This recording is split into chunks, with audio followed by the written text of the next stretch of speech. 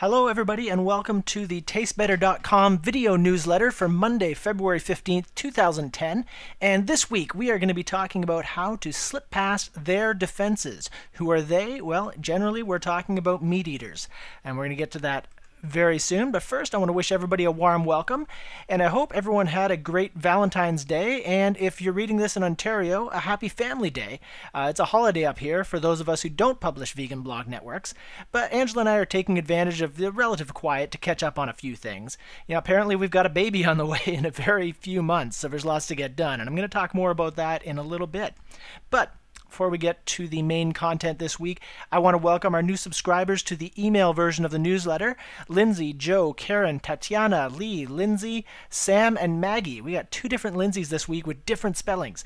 This is the email version of the newsletter that goes out every Monday at 2 p.m. And you can sign up for your own at tastebetter.com/newsletter if you'd like to get reminded of what's going on every week.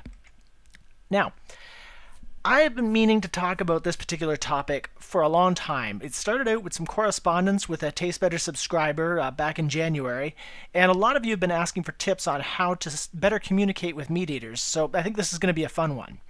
So when you're at a party and an omnivore asks you, why you're vegan, let's face it, most of the time they don't really care.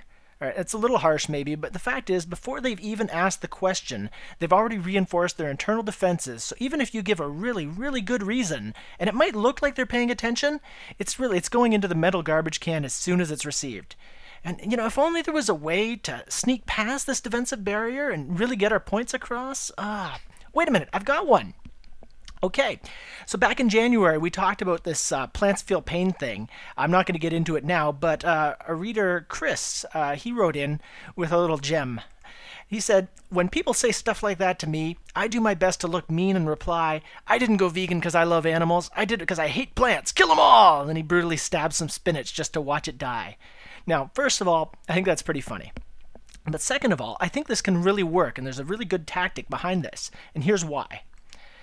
So as humans, we're really good at filtering and anticipating. Think about it. There's a zillion things going on around you, to say nothing of the buzzing inside your head, and your brain is able to function and do the right things faster than you even think you can think. Now, one of the ways this works is you subconsciously filter out most of the noise, and you also expect certain things to happen in a certain order. Like that joke Chris pulled. Now, maybe it wasn't a joke. Maybe he really hates spinach. Boom! All of a sudden, you've reset. That thing your brain was filtering and anticipating, and something happens that most people's brains wouldn't anticipate, like a picture of Johnny Five dressed up as the Pope, which acts as a kind of, wait for it, short circuit. Now, for a second, just a second, the other person has to recalculate and kind of reboot parts of their head, for lack of a better explanation. Now, on its own, it's a fun little joke and throws people for a loop, but this gets even better. It turns out that there's a remarkable window of opportunity in that split second of recalculation. And researchers have proven that during this tiny window, you magically become a lot more believable. It's like the cynical, doubting, fact-checking part of the brain gets turned off during this reboot cycle. And that's where you have this opportunity to get your real message across with more authority than you'd usually have. Okay, so there's two parts to this formula. First, you have to trigger the reset, and then you've got to deliver your message. Now, for the reset, you just really need to do something unexpected. And you probably could bark like a dog or something weird like that, but that's really also going to confuse the person you're talking to. So I'd recommend doing something that's a little more congruent with the question being asked. And I really like humor in these situations, and here's why. The sad fact is, when most people think of vegans and vegetarians, they think about angry protesters, maybe hippies, possibly angry hippies. But in any event, choosing to reduce animal suffering is serious, serious business. And as they start the conversation, they've got certain expectations of how you're going to respond, and a well-placed joke is the last thing they're expecting. Their defenses simply aren't tuned to deflect it. Now, don't make the joke at your expense or in a way that's going to trivialize your choices. Something like Chris's plant eating thing is a good example of something we can all laugh about together. Now, once you've triggered the reset, you've got a very small window of time to deliver the message. So make it short but powerful. The longer you ramble on, the more the other person is going to be able to build his or her resistance. Something like, okay, seriously, it just came down to not wanting anyone to suffer just so I can have a meal, or anything along those lines would work. The best you're going to get out of this in most cases is like a, I didn't think of that kind of response. And most of the reaction will probably be around the joke part of the message, but don't get discouraged. All you're really doing here is planting a seed in a social situation while minimizing any antagonism you might have otherwise experienced. You're just smoothing things out and just planting a little trigger for later. And the conversation is probably going to shift to other things, and really that's the best thing that can probably happen right then. When the person is ready to really sort it out, they'll come to you for more.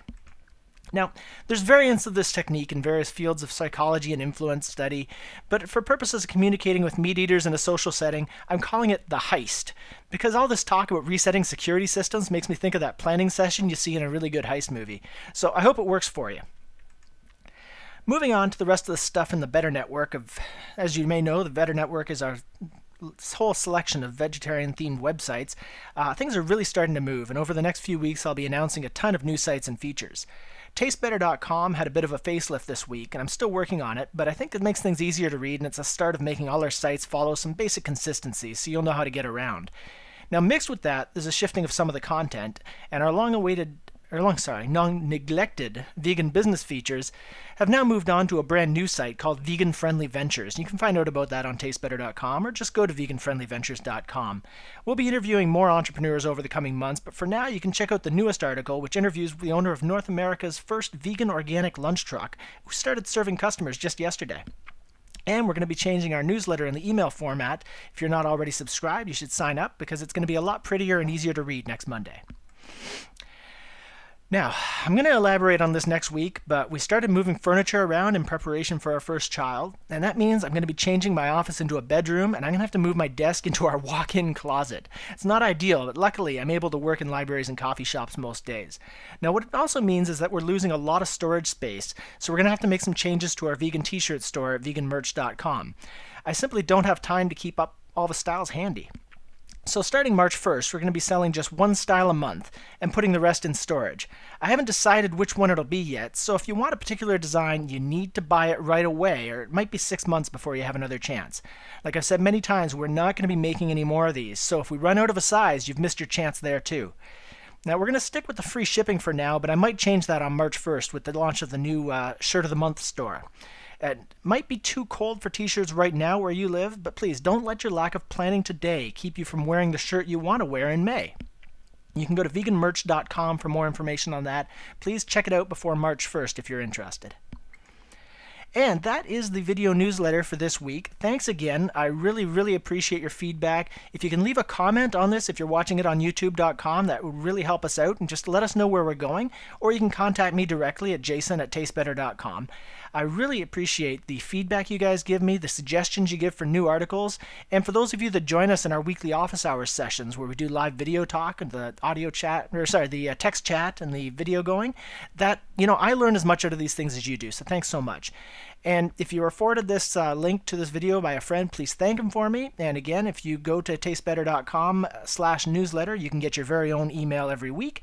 And if you want to get in touch with me, again, jason@tastebetter.com, or you can find us on the various sites, Twitter, Facebook, YouTube, and things like that. So thanks so much for watching and listening this week, and we will see you next Monday. If we don't catch you at office hours on Thursday, we'll see you then. Have a great week.